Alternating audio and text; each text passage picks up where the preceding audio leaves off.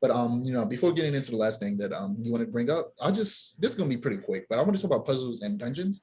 Like I said, I watched this YouTube channel called Game Maker's Toolkit, and they have a video series called Boss Keys. They have, essentially the first season was about Legend of Zelda and going through all of their dungeons and talking about the designs of those dungeons from 2D to 3D and beyond. And it was really interesting. And I'm sure you play video games. You know how dungeons work.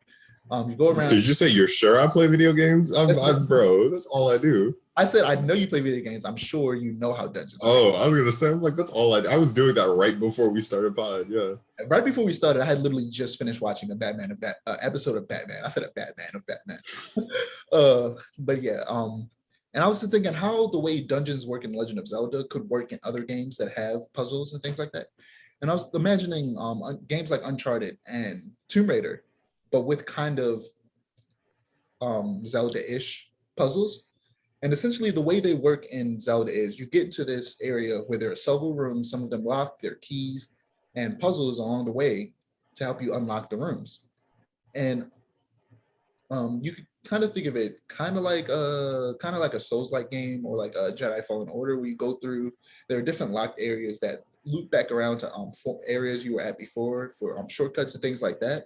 And as you go along and unlock different skills and things like that, you can then come back and unlock different doors. That's essentially how Jedi Order worked. That essentially came from The Legend of Zelda. And I feel like that type of system could work in a sequel to Tomb Raider or Uncharted, and it could make the puzzles far more interesting.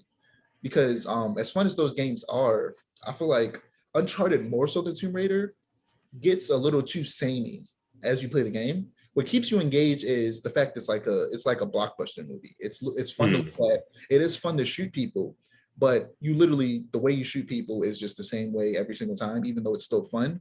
And the fact that it's a single player game, you can just run through it and be done with it. But in the long run, it's a bit boring. Like, not necessarily boring, it's fun as hell. But if it was any longer than it is, it would get boring real fast. Like if it was as long as another game by Naughty Dog, The Last of Us, that's fun and the design is in a way to where it's fun to replay over and over again. The stealth is really fun. I really got to get you to play some stealth in The Last of Us. Even story aside, you just got to play like some stealth missions. But yeah, that's all I really want to say on that line. What did you have to say?